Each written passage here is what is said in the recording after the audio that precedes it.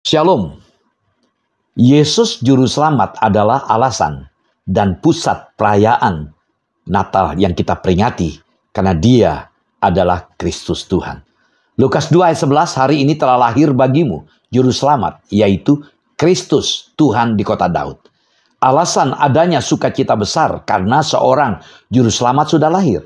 Matius menyatakan namanya, yaitu Yesus, dengan arti yang sama seperti malaikat maksudkan dengan istilah Juru Selamat di ayat yang kita baca Lukas 2 ayat 11. Yesus disebut seorang Juru Selamat, tapi juga disebut Kristus Tuhan. Yang membedakan kelahiran ini adalah bayi ini disebut juga Kristus dan Tuhan.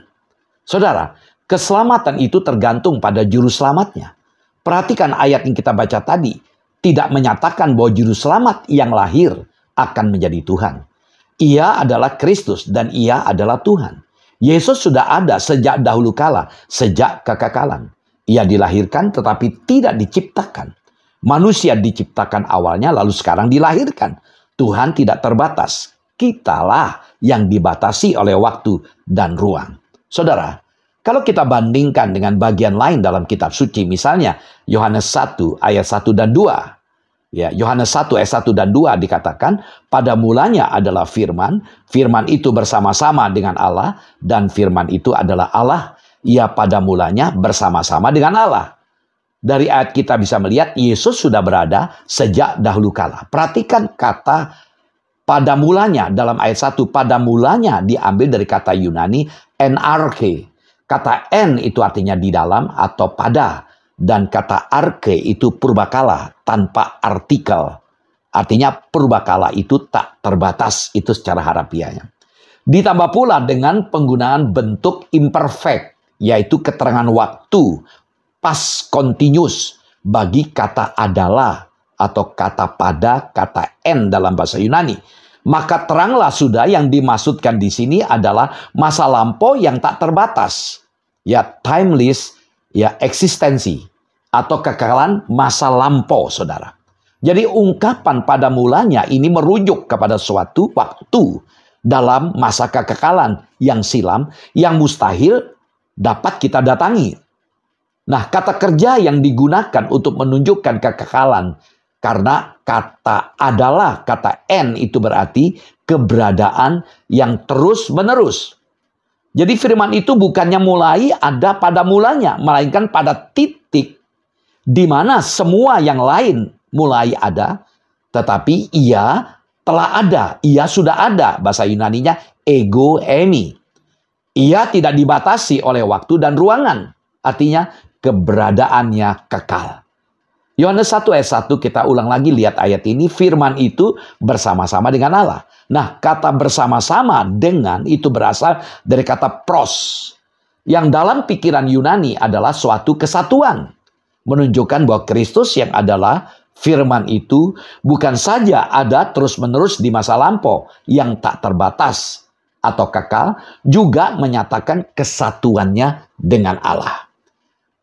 Yohanes tidak mengatakan bahwa Allah adalah firman itu. Dan dia tidak mengatakan bahwa firman merupakan salah satu sebutan untuk Allah. Yang dia katakan adalah bahwa dia atau firman yang sudah berada dengan Allah Bapa sejak semula adalah Allah. Itu makna firman adalah Allah. Lagi pula dia tidak berkata bahwa firman itu ilahi.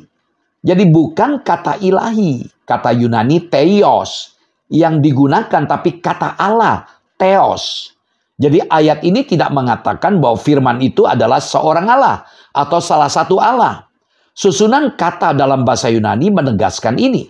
Kata Allah dalam ayat ini tidak menggunakan kata sandang dalam bahasa Inggris de. Bahasa Yunaninya ho. Jadi ya itu yang kita lihat.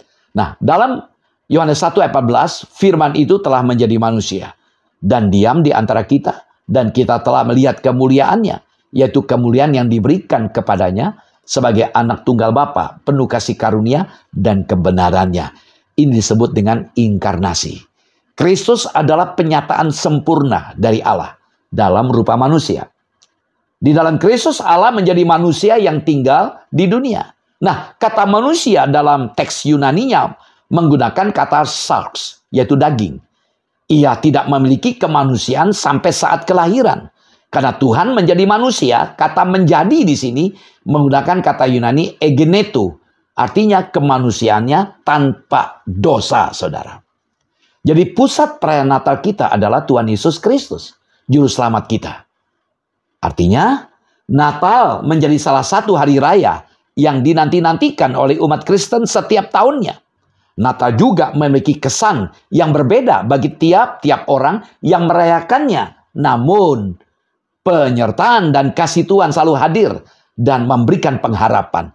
Jadi mari beritakan sukacita Natal dan sebarkan kasih Kristus melalui kehidupan saudara dan saya. Selamat Natal.